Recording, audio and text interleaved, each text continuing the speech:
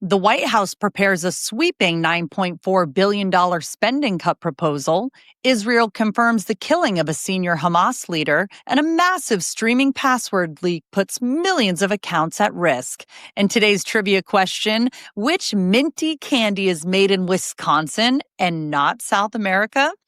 I know the answer because I am a chocoholic, but I'll tell you about it at the end of the show. It is Thursday, May 29th. This is the Flyover Podcast. Welcome to the Flyover Podcast, taking you above the noise for an unbiased, high-altitude view of today's headlines with daily coverage that's honest and refreshing. Let's cruise the news and land the facts.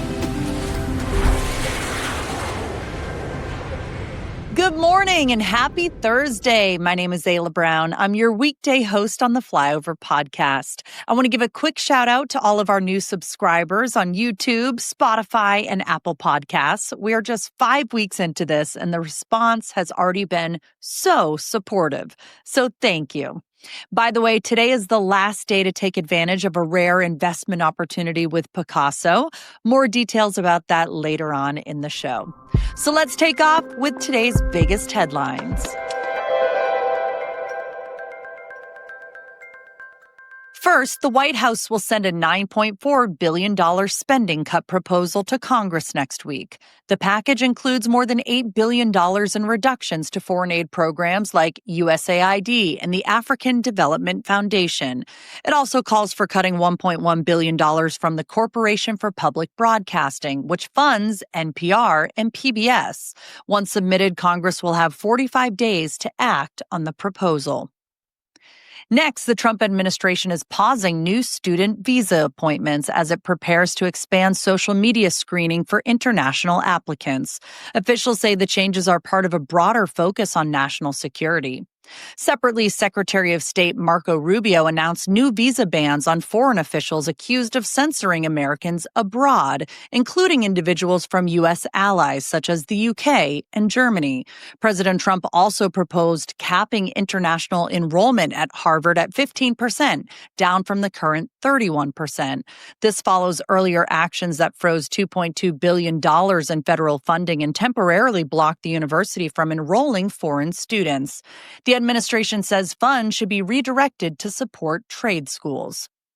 And finally, in honor of National Hamburger Day, I'm getting hungry already, Yelp released its list of the top fast food burger chains in the U.S. Based on customer reviews, In-N-Out ranked number 1, followed by Habit Burger, Shake Shack, Culver's, and Island's Fine Burgers. The rankings highlight customer satisfaction, consistency, and, of course, regional favorites. You can read more about these stories in today's email edition of The Flyover. And by the way, we have a poll question at the end of the show all about hamburgers. Yum. Here's what's happening in politics. A federal judge has granted access to 4 employees from the Department of Government Efficiency to the Treasury's Fiscal Service System, which processes trillions of dollars in federal payments.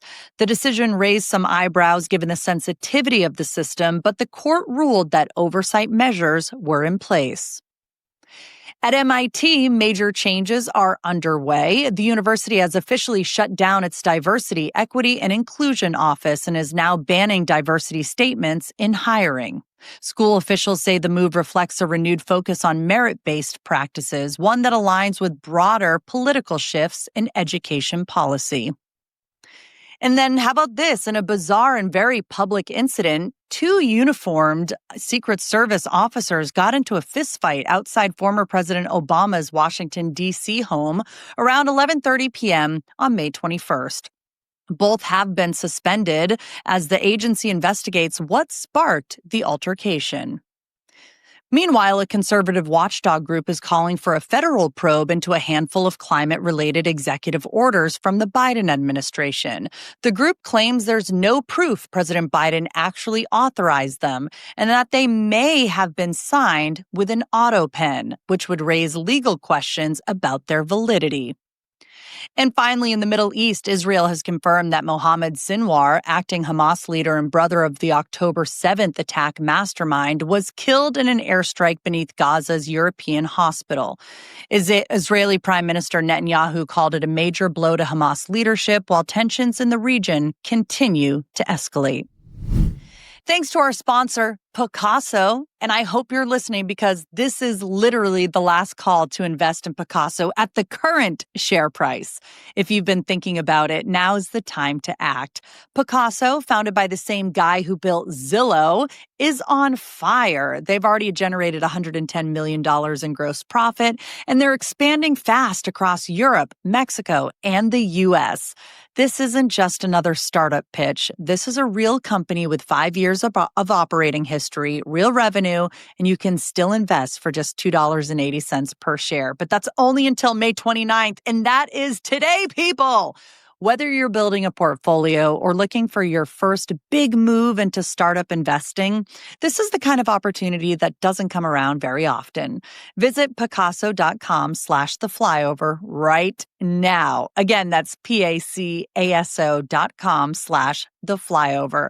Don't miss it. And of course, all the details can be found in the description below. Coming up, not only do we have a stock market update, but we also have an update on McDonald's with the Cosmic Cafes. Stay tuned. Let's take a look at what's happening in finance and start with a big mover on Wall Street. Joby Aviation, the electric air taxi startup, saw its stock jump nearly 30% on Wednesday after closing a $250 million investment deal with Toyota. The two companies have been working together on next-gen aircraft for a while, but this latest cash infusion signals that Toyota is betting big on flying taxis becoming a reality sooner than later. Gosh, I can't even imagine that. Another strong performer this week was NVIDIA. The chip giant crushed expectations with earnings and revenue up more than 73% year over year. That's huge growth, driven mostly by skyrocketing demand for its AI and data center chips. Investors loved it. The stock climbed about 4% in after-hours trading. On the flip side, there's some turbulence in retail. Jo-Ann Fabrics, the beloved crafts and fabric chain, announced it's shutting down all of its remaining stores by the end of this week. This comes as the company goes through its second bankruptcy in just 2 years. For fans of sewing or scrapbooking, it is a tough goodbye. And I know this firsthand because I am a sewer. I sew baby bibs. I do fairs all the time where I sell them at my little table. And I went into Jo-Ann Fabric for the last time just 2 days ago and was very emotional about it. Did I cry? No, but I probably could have. And finally, McDonald's is pulling the plug on its Cosmic cafes. Those were the colorful drink-focused spinoff locations that launched in 2023. With things like smoothies, boba drinks, and galaxy-themed vibes.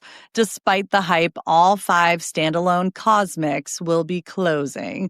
Looks like Ronald McDonald is sticking to fries and burgers for now.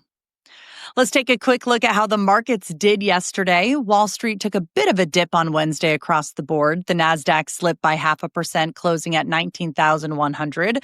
The S&P 500 followed suit, down a little more than 0.5%, and the Dow Jones lost about 0.6%, ending the day just above 42,000. Bitcoin also lost some steam, dropping nearly 2% to around 107,000. And gold ticked down slightly as well, now sitting at $3,295 an ounce. So a bit of a breather across the markets as we near the end of the week. Here's your sports recap today. Cristiano Ronaldo may be packing his bags again. The soccer legend hinted this week that his time in Saudi Arabia could be wrapping up, and a lot of folks are betting on the MLS as his next stop. Could we see Ronaldo in an American jersey soon? Stay tuned. That would be incredible. In college football news, EA Sports has revealed the cover athletes for its much-anticipated College Football 26 video game: Ohio State's Jeremiah Smith and Alabama's Ryan Williams. The game returns after more than a decade, and fans are already hyped. Over on the golf course, Ole Miss's Michael Lasasso took home the NCAA Division I men's individual golf title this week. Meanwhile, Virginia and Oklahoma State battled it out for the team championship in what turned out to be a nail-biter of a finish. And finally, a legal update from the NBA world.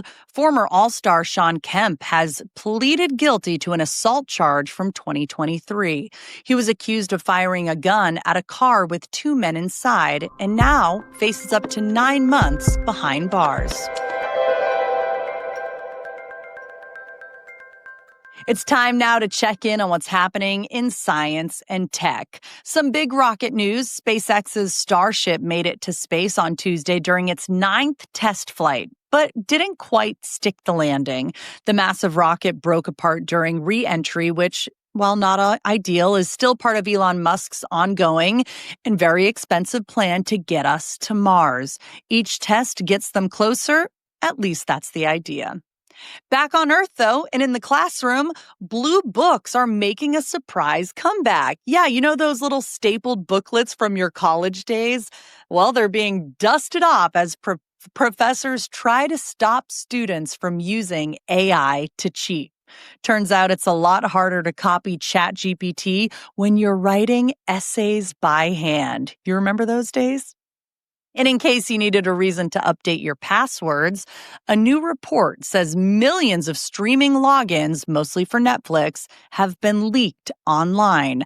The breach is tied to phishing schemes and spyware, so if you've been sharing your password with the whole family, I won't tell, well, it might be time to mix things up in the password world. It's Throwback Thursday. We're diving headfirst into some major nostalgia. California's retro motels are making a comeback, turning classic roadside stops into chic desert escapes, complete with neon signs and vintage room keys. And you want to know something super weird? I have always wanted to own something like that, one of those motels, and I don't know why, but I just love the idea of bringing something back to life. Speaking of that, a set of vintage office photos shows just how far we've come from paper ledgers in 1902 to the clunky computers of the 80s, long before Zoom calls and Slack took over our lives. And let's not forget the dinner table staples of the 1970s. Chicken a la king, tater tot casserole, and other comfort food legends built to feed a crowd and warm the soul. But wait, my mom told me that she created tater tot casserole. So are you telling me that my mom, Gail, from Iowa, did not invent this dish? I feel like I've been lied to my entire life.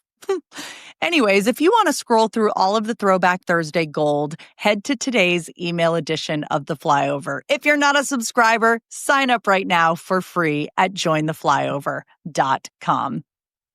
Coming up, a man in Washington owes his life to his pet bearded dragon?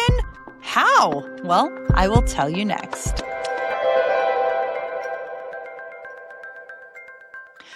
Let's wrap with some stories that don't quite fit anywhere else, but they're way too good to ignore. First up, a Washington man says that he owes his life to his pet bearded dragon, Spike. After sleeping through 2 smoke alarms during a house fire, the little lizard whipped him in the face with its tail and jolted him awake just in time to escape. I'm thinking, forget Lassie, Spike might be the new gold standard in animal heroism. Meanwhile, a Delta flight from Minneapolis to Madison was delayed twice over the weekend thanks to 2 unexpected stowaways. Pigeons. Yep. Somehow the birds got loose in the cabin and caused enough chaos to send the plane back to the gate. Not once, but twice. The flight did eventually take off, minus the feathered flyers. In Brazil, Sister Marizelli has gone viral after beatboxing on a Catholic TV show. Not only did she impress with her skills, but a dancing nun and a priest joined in too, turning it into a full-blown holy remix. If you haven't seen the video, it's definitely worth the click on today's Flyover email. And finally, former Canadian Prime Minister Justin Trudeau turned heads at King Charles III's speech from the throne, not for what he said, but for what he wore. He showed up in turquoise and orange Adidas sneakers, proving that even formal events could use a pop of sneaker flair. Now it's time for the polls. Here's yesterday's poll question and the results. Would you switch airlines over checked bag fees? 30% said maybe. 26% said absolutely. 17% said no. Another 17% said I don't fly. 10% said I don't check bags. By the way, I'm super impressed by the 10% of you who don't check any bags. I would like to be more like you. But here's the poll question for today. Vote at jointheflyover.com. I'll read the answers in tomorrow's Friday show. Avoiding the giant chains, what is your favorite fast food hamburger? By the way, there's a lot of different ways to vote. In-N-Out, Whataburger, Shake Shack, Culver's, Five Guys, Carl's Jr., Steak and Shake, Other, None. Woo. Almost had to take a breath during that. I personally don't eat food from fast food chains. I stopped once I got sick from a McDonald's chicken tenders basket back in the 6th grade. And ever since then, I just don't trust fast food. So I try my best to cook at home as much as possible. So in this case, my vote would be none, but I am actually very excited to read the results in the poll tomorrow. Yay, it's time for trivia. Which minty candy is made in Wisconsin and not South America? The answer? Despite the name, Andes Mints aren't from the Andes. They're made in Wisconsin. The name actually comes from the original owner, Andrew Canolis, who opened Andes Candies in Chicago back in the day. I don't know about you, but hearing that just made me crave a piece of chocolate. You know what? Today is a chocolate day, at least for me. And I won't judge if you sneak more than one piece either. Your secret is safe with me. But that should be the only secret we keep, because your assignment today, tell 3 people about the Flyover Podcast. That's it. Spread the love, share the news, and I will see you tomorrow on Friday with more of the top headlines. Thanks for flying with us.